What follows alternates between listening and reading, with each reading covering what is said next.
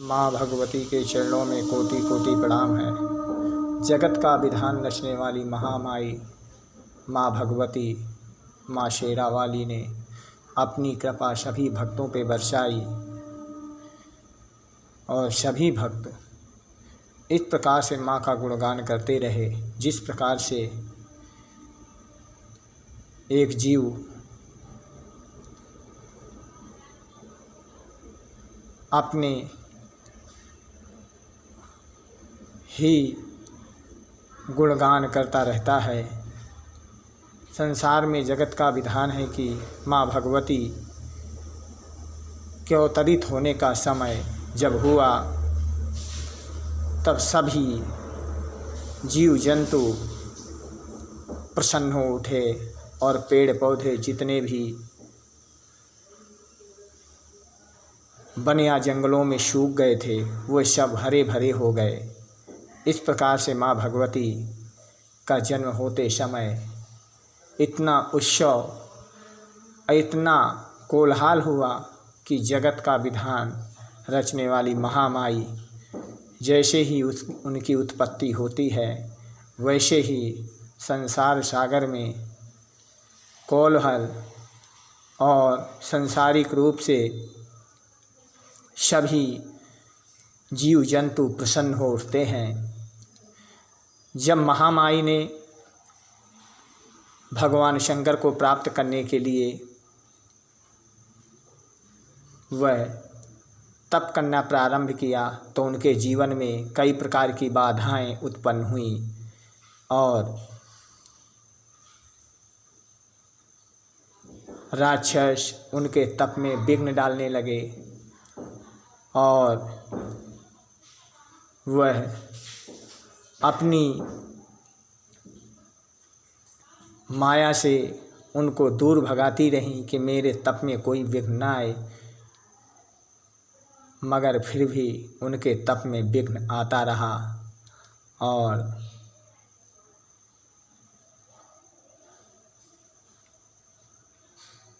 राक्षसों ने उनके तप में विघ्न डाला।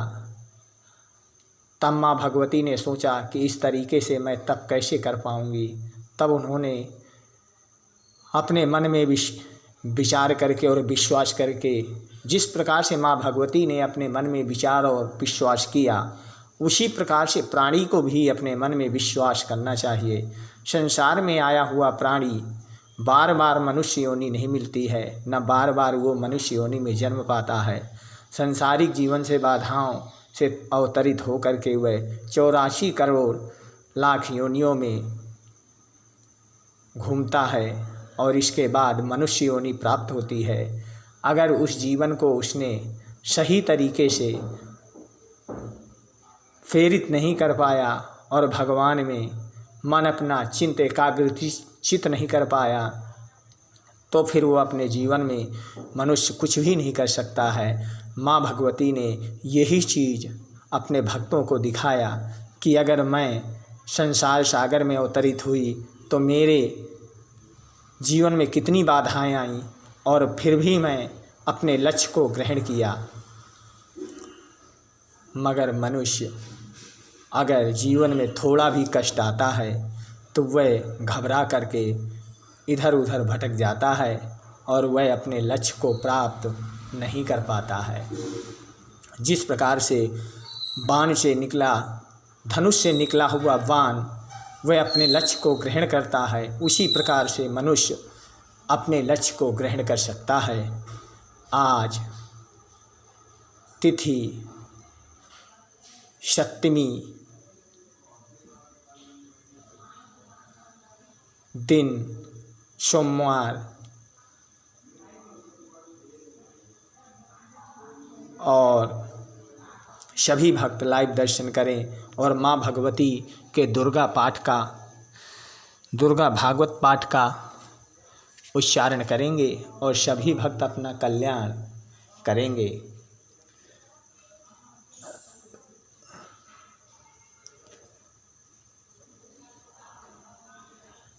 ओम ततिकेतो महाभागो यन्मो मोहो ज्ञानरपि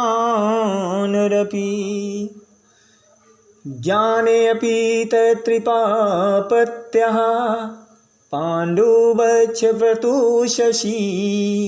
इस प्रकार से वैसी ही उस मार्कंडेय ऋषि कहते हैं कि वैसी ही उस मृग पंछी आदि की होती है यह, तथा आत्मा बातें भी प्राण दोनों में समान ही है। समझ होने पर भी इन पंछियों को तो देखो, यह भस्म भूख से पीड़ित होते हुए भी वह मोहवश बच्चे की चोंच में कितने वास दबा करके आती है और वह अपने बच्चे को तिनके खिलाती है। इस प्रकार से मार्कंडेय जी ऋषि ने भगवान के महामाई के चरणों में कोटि कोटि प्रणाम किया और माता रानी ने उनको आशीर्वाद ग्रहण कराया।